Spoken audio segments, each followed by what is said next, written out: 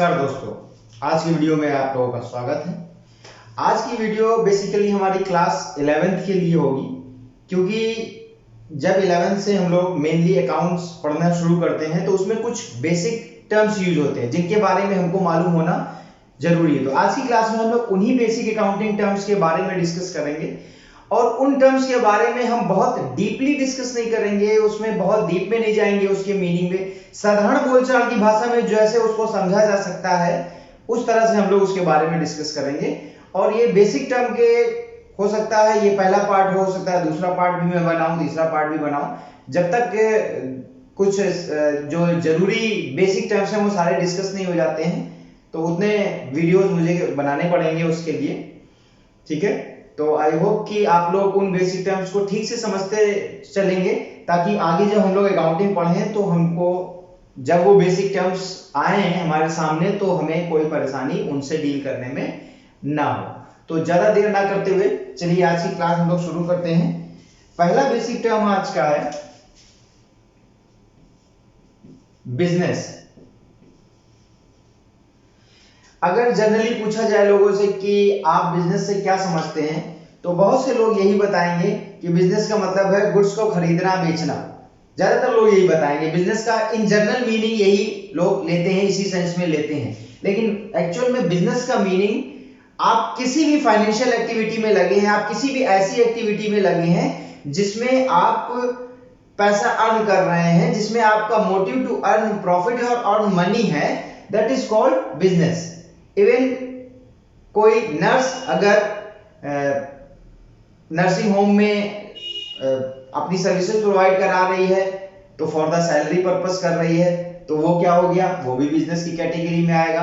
कोई पर्सन अपनी दुकान खोलकर बैठा हुआ है, वहां पर कस्टमर्स के साथ डील कर रहा है और उसका मोटिव क्या है, पैसे अर्न करना, वो भी बिजनेस की कैटेगरी में आएगा। तो कोई भी ऐसी कैटेगरी जिसमें आपका मोटिव पैसा अर्न करना है वो बिजनेस की कैटेगरी में ही आएगा। तो आप इसको कह सकते हैं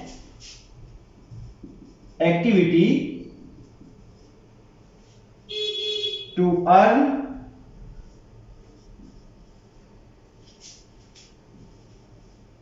मनी, टू अर्न मनी, ठीक है।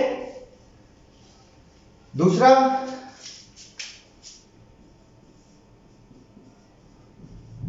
ट्रेड। ट्रेड का मीनिंग आप ये कह सकते हैं selling and purchasing of goods. अभी गुड्स का मीनिंग भी हम डिस्कस करेंगे, ठीक है, लेकिन पहले आप ट्रेड का मतलब समझ लें। Selling and purchasing of goods to earn profit, to earn profit. मतलब ट्रेड का वो मीनिंग है जो कि हम लोग बिजनेस का मीनिंग इन जनरल समझते हैं। तो ट्रेड को बिजनेस में कंसीडर किया जा सकता है क्योंकि ट्रेड का भी जो मोटिव है वो अर्न प्रॉफिट या अर्न मनी ही है। तो कोई भी ऐसी एक्टिविटी, बिजनेस को डिफाइन करते समय मैंने बताया कोई भी ऐसी एक्टिविटी जिसका मोटिव अर्निंग मनी होगा वो आपका बिजनेस की कैटेगरी में आएगा। कुछ भी हो, चाहे डॉक्टर पेशेंट को देख रहा हो, चाहे टीचर बच्चों को पढ़ा रहा हो, चाहे कोई बिजनेसमैन कोई बेच रहा हो, गुड्स सेल कर रहा हो, परचेज कर रहा हो, वो सारी चीजें बिजनेस एक्टिविटी में ही आएंगी। ट्रेड में सिर्फ सेलिंग और purchasing of goods to earn profit, तो वो आपका ट्रेड की कैटेगरी में आएगा। जब आप कोई सामान खरीदते हैं और फिर उसको प्रॉफिट अर्न करने के पर्पज से आप बेचते हैं, दैट इज ट्रेड, ठीक है। नेक्स्ट हमारा आता है इंडस्ट्री। इंडस्ट्री का मीनिंग ऐसे समझ सकते हैं कि कोई भी नेचुरल चीज का फॉर्म में किसी भी नेचुरल चीज के फॉर्म में कन्वर्ट करना, किसी भी नेचुरल चीज के फॉर्म को कन्वर्ट करना, मतलब किसी भी नेचुरल चीज के रूप में इस तरह का कन्वर्जन करना, इस तरह का परिवर्तन करना जिससे उसमें यूटिलिटी डेवलप हो जाए, दैट इज अंडर इंडस्ट्री। जैसे फॉर एग्जांपल मानिए कि रुई जो होती है जिसको कपास बोला जाता है, उसका पेड़ निकलता है। अब वो जिस फॉर्म में निकलता है, ग्रो होता है, उस फॉर्म में उसकी यूटिलिटी नहीं है। तो क्या होता है कि उस रुई से थ्रेड्स बनाए जाते हैं, धागा बनाया जाता है। अब वो धागे से कपड़ा बुना जाता है और कपड़े से फिर डिफरेंट डिफरेंट पैंट्स बन रही, शर्ट्स बन रही, डिफरेंट डिफरेंट ड्रेसेस बनाई जाती हैं। तो वो क्या हो गया कि जिस फॉर्म में वो ग्रो हुआ था तो उसमें कोई यूटिलिटी नहीं थी, लेकिन उससे थ्रेड बनाया गया, इंडस्ट्री में हुआ। फिर उससे कपड़ा बनाया गया, इंडस्ट्री में हुआ। फिर उससे ड्रेसेस बनाई गई कपड़े से, वो भी इंडस्ट्री में आया। तो कोई भी नेचुरल चीज के फॉर्म में ऐसा कन्वर्जन जिससे उसमें यूटिलिटी क्रिएट की जा सके, that is under industry. Okay,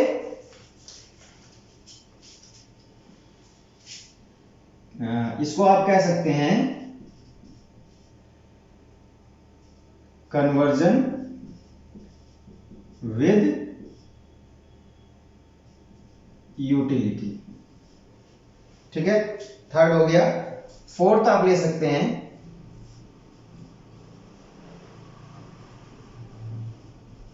profession. Profession का मतलब जब आप किसी स्पेसिफिक नॉलेज के बिहाफ पे काम करते हैं और उससे पैसा अर्न करते हैं, that is profession. For example, अगर डॉक्टर है तो डॉक्टर के लिए आपको स्पेसिफिक नॉलेज देनी पड़ेगी, तब आप डॉक्टर कहलाएंगे। Then only you can treat the patient. ठीक है, अब जैसे मान लीजिए सीए हो गया तो उसको पहले सीए की पढ़ाई करनी पड़ेगी, सीए की डिग्री लेनी पड़ेगी, तब वो अपनी services as a CA provide कर सकता है। Now teacher also comes in professionals.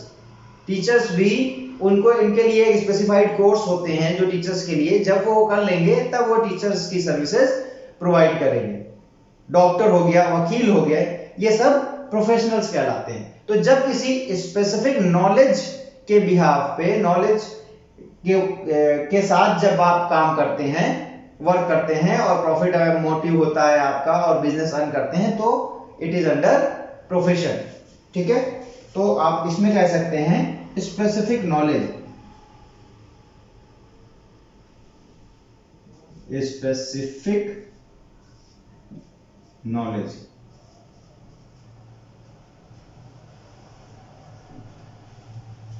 ठीक, नेक्स्ट हो गया आपका transaction.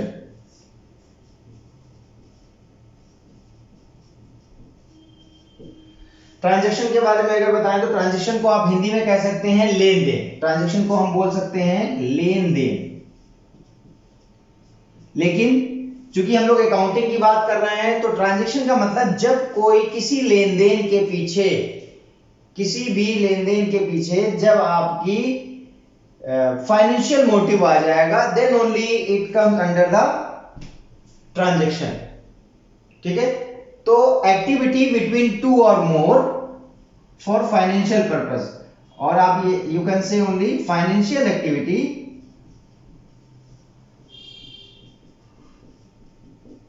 Financial activity between two और मोर। जब यह दो या दो से ज्यादा लोगों के बीच कोई भी फाइनेंशियल एक्टिविटी होती है, जैसे गुड्स को खरीदना, गुड्स को बेचना, ये सब क्या हो गया आपका ट्रांजैक्शंस हो गए। ठीक है, किसी को हमने salary the, that is transaction हो गया। कहीं से हमको कमीशन मिला, ट्रांजैक्शन हो गया। ये आपको ध्यान रखना है कि उस एक्टिविटी के बीच फाइनेंशियल मोटिव जरूर होना चाहिए। अगर फाइनेंशियल मोटिव नहीं है तो अकाउंटिंग के अंडर में वो ट्रांजैक्शन की कैटेगरी में नहीं आएगा। ध्यान रखिएगा ये चीज। ठीक है, थैंक यू। अब नेक्स्ट पे पढ़ते हैं हम लोग इवेंट। इवेंट को कहा जा सकता है result of transaction, result of transaction, result of transaction. तो रिजल्ट ऑफ ट्रांजैक्शन का मतलब क्या हो गया? ट्रांजैक्शन के बाद उस ट्रांजैक्शन से जो हम लोग इंफॉर्मेशन फाइंड करते हैं, जो उससे हम लोग रिजल्ट निकालते हैं, वो इवेंट की कैटेगरी में आता है। फॉर एग्जाम्पल, जैसे अगर मैं कहूं, यहां पर मैं बता रहा हूं, चलिए यहीं पे बता देता हूं कि आपने गुड्स परचेज किया, आपने परचेज किया 5 लाख का गुड्स। इसमें से आधा आपने हाफ गुड्स सेल कर दिया आपने 3 लाख रुपीस का। ठीक, तो अब बताइए इसमें क्या इवेंट है, क्या ट्रांजैक्शन है। अगर ऐसे मैं पूछूंगा तो हो सकता है कुछ लोग सही बताएं, कुछ लोग गलत बताएं, लेकिन इसमें दोनों के दोनों ही ट्रांजैक्शन है, परचेजिंग और सेलिंग दोनों ही ट्रांजैक्शन है, क्योंकि इन ट्रांजैक्शन के पीछे फाइनेंशियल एक्टिविटी आपकी हो रही है। अब इन ट्रांजैक्शन से जो हम रिजल्ट कैलकुलेट करेंगे, जो हम रिजल्ट फाइंड करेंगे, वो इवेंट के अंडर में आएगा। जैसे अब इससे क्या रिजल्ट फाइंड किया जा सकता है, सबसे पहले तो ये फाइंड किया जा सकता है कि इस सेल से हमको कितना प्रॉफिट हुआ। तो देखिए हमने आधा गुड्स जो है, मतलब जो 5 लाख का गुड्स था तो 5 लाख का आधा हुआ 2,50,000, तो 3 लाख में उसको हमने बेच दिया, तो 3 लाख में हमने बेच दिया, ये सेल है। और परचेज कितने में हमने किया था, 2,50,000 में वो गुड्स परचेज किया था, 2,50,000 में, ये उस गुड्स की कॉस्ट है, तो हमें प्रॉफिट हो गया 50,000 का, ये हमारा प्रॉफिट हो गया। ठीक, और अब कहा जाए कि कितना गुड्स अनसोल्ड बचा हुआ है, तो जो अनसोल्ड गुड्स बचा होता है उसको बोलते हैं स्टॉक। तो 5 लाख का गुड्स था, उसमें से 2,50,000 का हमने सेल कर दिया था, तो बचा कितना, सिंपल आधा बचा 2,50,000। तो देखिए इससे हमने इन दो ट्रांजैक्शन से हमने दो इवेंट कैलकुलेट किए या दो रिजल्ट निकाली। क्या निकाला, एक तो कि हमको प्रॉफिट हुआ इन ट्रांजैक्शन के ऊपर हमको 50,000 का, और हमारा स्टॉक बच गया 2,50,000 का। तो ये दो इंफॉर्मेशन हमको निकल करके सामने आई, तो हमारे लिए ये स्टॉक और ये प्रॉफिट जो है वो इवेंट की कैटेगरी में आएगा। ठीक है, ओके, चलिए आता है हमारा बेसिक टर्म कैपिटल। कैपिटल, इसको आप ओनर्स इक्विटी भी बोल सकते हैं, ओनर्स इक्विटी। ओनर्स इक्विटी का मतलब हो गया जब बिजनेस का ओनर बिजनेस में जो पैसे लगाता है, बिजनेस का मालिक जो बिजनेस में पैसा लगाता है स्टार्ट करने के लिए बिजनेस को, वो चाहे किसी भी फॉर्म में लगाए, चाहे नगद के कैश के फॉर्म में लगाए, चाहे किसी मशीन के फॉर्म में लगाए, चाहे किसी अदर एसेट के फॉर्म में लगाए, जो भी किसी भी फॉर्म में पैसा जो भी लगाएगा तो वो कैपिटल कहलाएगा। फॉर एग्जांपल मान लीजिए मिस्टर राम ने बिजनेस स्टार्ट किया और उन्होंने उसमें कैश लगाई 50,000 की, मशीन इन्वॉल्व करी उसमें उन्होंने 20,000 की, फर्नीचर इन्वॉल्व किया उसमें इन्होंने 30,000 का। ये चीजें लगा करके उन्होंने बिजनेस स्टार्ट किया, मिस्टर राम ने बिजनेस स्टार्ट किया।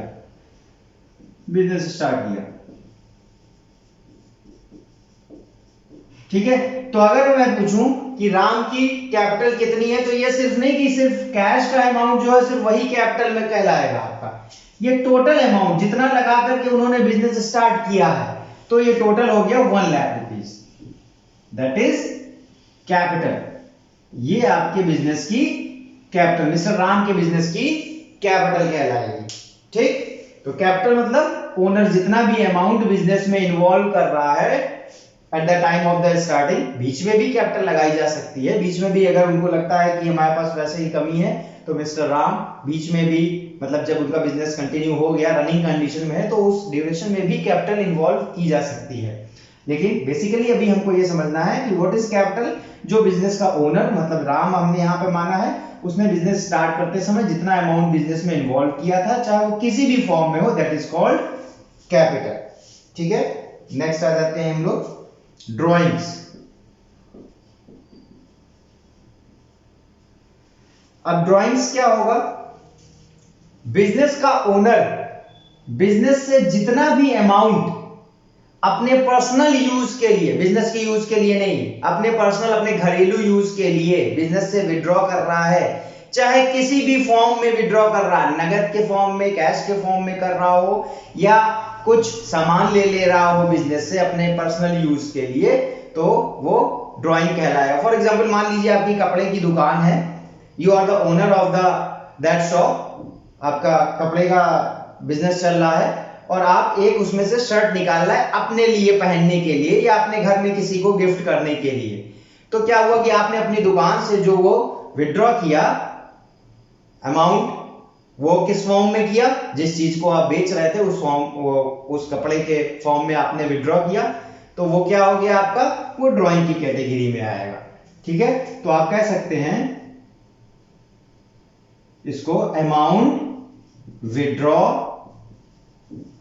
विड्रॉन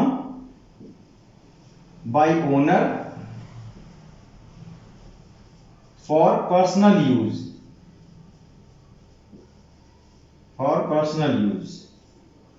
कैश में भी निकाल सकते थे कि अगर आप अपने शॉप से अपने बिजनेस से कैश के फॉर्म में कुछ पैसा निकाल ले रहे हैं तो वो भी ड्राइंग्स की कैटेगरी में ही आएगा।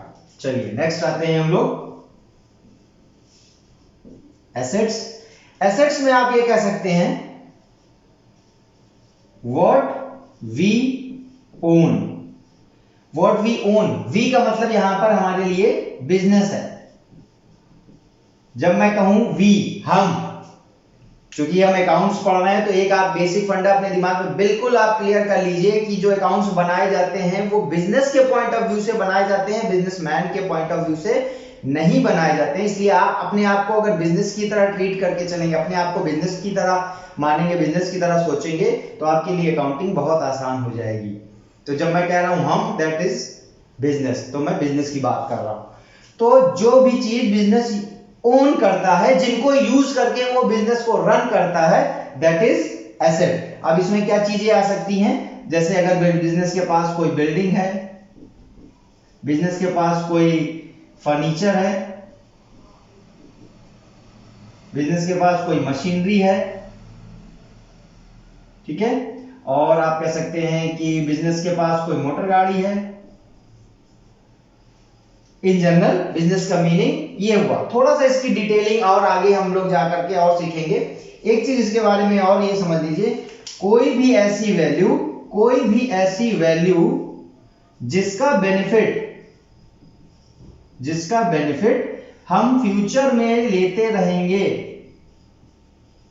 वो एसेट कहलाती है। कोई भी ऐसी वैल्यू, जैसे हमने मान लीजिए 2 लाख रुपए का पेमेंट करके, 2 लाख रुपए की वैल्यू का पेमेंट करके एक बिल्डिंग खरीद ली, हमने एक बिल्डिंग परचेज कर ली। अब क्या बिल्डिंग जब खरीद ली तो बस उसका बेनिफिट उसी समय मिल गया कि हमें आगे मिलता रहेगा? भाई जब हमने बिल्डिंग खरीद ली या मशीन खरीद ली या फर्नीचर खरीद ली तो लॉन्ग ड्यूरेशन तक, फर्दर फ्यूचर तक हमें उसका जो बेनिफिट्स है वो मिलता रहेगा आगे कई सालों तक। ठीक है, तो वो हमारी एसेट को कैटेगराइज करेगी, वो हमारी एसेट की कैटेगरी में आएगी। Is that clear? ठीक है, नेक्स्ट आते हैं लायबिलिटी। देखिए लायबिलिटी क्या होती है? लायबिलिटी में आप कह सकते हैं व्हाट वी ओ, ये है व्हाट वी ओन, वो है व्हाट वी ओ।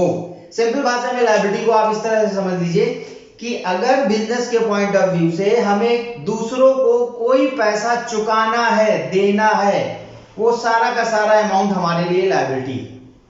ठीक, जैसे मान लीजिए कि कोई वर्कर आपके वहां काम करता है, 1 महीना उसने काम कर लिया और उसकी सैलरी देना अभी बाकी है, तो वो जो सैलरी हमें देना बाकी है, चूंकि हम उसकी सर्विसेज ले चुके हैं लेकिन अभी हमने उसकी सैलरी पेमेंट नहीं करी, तो वो सैलरी भी हमारे लिए लायबिलिटी का ही काम करेगी।